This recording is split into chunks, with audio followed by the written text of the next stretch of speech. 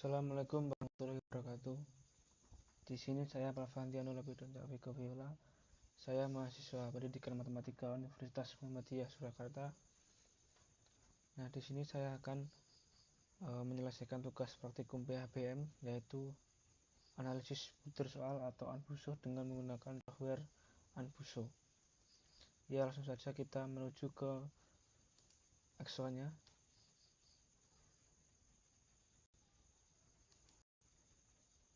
Nah, di sini sudah tertera yaitu analisis butir soal atau disingkat Anbuso. Nah, di sini ada keterangan-keterangan yang mengindikasikan bahwa di dalamnya ada review dari letak sekolah, mata pelajaran, nama tes, nama guru, semester, dan lain-lain sebagainya. Ini adalah kolom pengisiannya. Dan sebelah sini adalah untuk validasi. Selanjutnya kita langsung saja menuju ke jumlah dan bobot soal. Nah, di sini yaitu untuk jumlah pilihan ganda maksimal 50. Nah, di sini kita mengambil 25 saja. Jumlah esai maksimal 10, kita mengambil 5 saja. Untuk bobot soal pilihan ganda 40%, bobot soal esai 60%. Nah, di sini kita hanya mengisikan saja di dalamnya. Langsung di bawahnya ada data soal pilihan ganda. Nah, di sini adalah jumlah alternatif jawaban. Nah, di sini kita mengambil jawaban yaitu A, B, C, D, dan D. Jadi ada 5. Langsung kita menuju ke kemampuan yang diukur untuk soal pilihan ganda. Nah, di sini adalah untuk kunci jawabannya. Dari kunci jawaban dari 1 sampai 25, ini kita ambil dari kunci jawaban ini. Begitu. Kita bisa cek di input data identitas. Terus kita cek di jawabannya. Nah, ini ada 20 orang siswa dengan jenis kelamin laki-laki dan perempuan, dan ini untuk jawaban dari setiap individu masing-masing anak. Bisa dilihat. Lalu kita menuju ke menu utama. Terus mengecek laporan peserta dari objektif. Hasil objektifnya yaitu di sini tertera. Nah, langsung menuju ke esai. Untuk esainya tampilannya seperti ini. Bisa dilihat. Untuk mengecek nilai tersebut, kita mengklik laporan peserta lalu klik nilai. Untuk KKM-nya ini kita mengambil KKM 78. Nah, ini ada nama peserta, jenis kelamin, ada hasil tes objektifnya. Ya, untuk soal objektifnya kita mengambil 40% dan isinya 60%. Ini untuk indikasi benar semua. Terus ini untuk salah. Habis itu ada nilainya, ada poinnya. Nah, setelah itu ada nilai tes isinya, kita ambil 60%. Nah, ini hasilnya. Diketahui nilai akhir, predikat, lalu ada keterangan tuntas. Di sini ada beberapa anak yang tuntas, yaitu ada 1, 2, 3, 4, 5, 6, 7, 8, 9. Ada 9 anak yang tuntas, yang lainnya belum tuntas.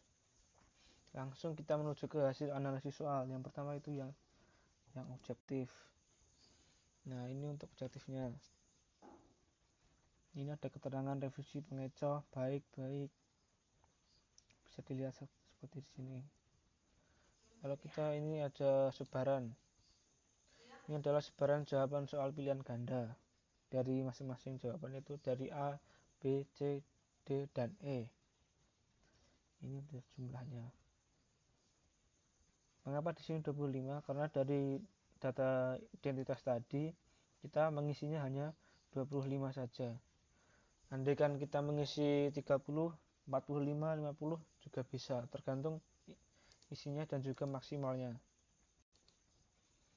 Terus kita menuju ke hasil analisis soal IC-nya. Nah, ini untuk analisis soal IC-nya. Yang pertama cukup baik, yang kedua baik, ketiga baik, 4 cukup baik, 5 tidak baik. Selanjutnya yaitu ke menu remedial. Yang pertama adalah materi. Nah, di sini ada beberapa materi. Oh ya, jangan lupa untuk mengisikan dari Excel tersebut kita harus mengisikan ada beberapa indikasi. Di sini ada satuan pendidikan, nama tes, mata pelajaran, kelas program, tanggal tes, dan juga pokok bahasa. Nah, di sini ada beberapa materi remedialnya. Dari absen 1 sampai absen 20. Kita bisa mengacak nama ini di antara 20 soal ini. 20 nama peserta ini. Lalu kita menuju ke remedial kelompok. Nah, ini untuk remedial kelompoknya. Di sini tertera adalah ada peserta remedialnya itu siapa saja. Di sini ada yang belum tuntas, maka dia akan masuk ke sini. Terus dan juga ada hari, tanggal, jam, dan tempat. Ini untuk indikasi remedial tersebut itu dilaksanakan di mana, di hari apa, tanggal berapa, dan jam berapa. Nah, lanjut ke menu terakhir yaitu grafik. Nah, ini untuk grafik soalnya.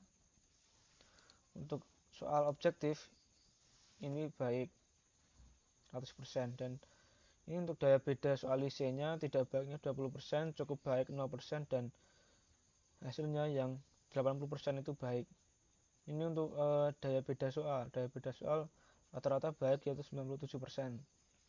Untuk tingkat kesulitan soal objektif itu untuk mudahnya itu 8%, sulitnya 0%, dan untuk sedangnya itu 92%. Untuk tingkat kesulitan soal IC ini ada yang sedang 40% dan juga yang sampingnya itu ada 60%. Dan seterusnya. Untuk grafik peserta, nah ini untuk grafik pesertanya predikat hasil belajar. Ini yang mendapat nilai A, A-, B+, B, B-, C+, C, C-, D+, D.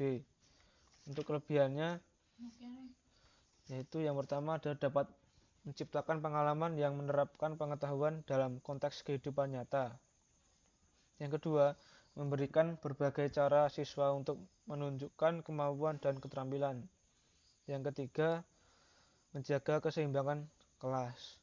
Yang keempat, dapat memberikan umpan balik atau penghargaan dari siswa. Yang kelima, bisa melihat baik tidaknya yang dibuat oleh guru. Maksudnya baik tidaknya yang dibuat guru ini adalah untuk analisis butir soalnya. Nah, kegunaannya ini apa sih Anbuso ini? Yang pertama adalah sederhana dalam programnya, karena kita hanya mengisikan nama-nama instansi, terus mata pelajaran, guru, nama tes, tanggal tes, tanggal diperiksanya, dan sebagainya. Yang kedua yaitu mudah menggunakannya. Ini untuk saya yang pertama kali menggunakannya sangatlah mudah untuk membantu guru dalam menilai soal objektif ataupun IC. Yang ketiga, praktis. Kenapa praktis? Karena di sini sangatlah cepat dalam pengerjaannya, tidak membutuhkan waktu yang sangat lama untuk mengerjakannya. Yang keempat adalah tersedia untuk objektif. Walaupun ada dua option yaitu IC dan objektif, di sini dimudahkan untuk dalam penyelesaiannya. Yang terakhir adalah ada pengelompokan remedian.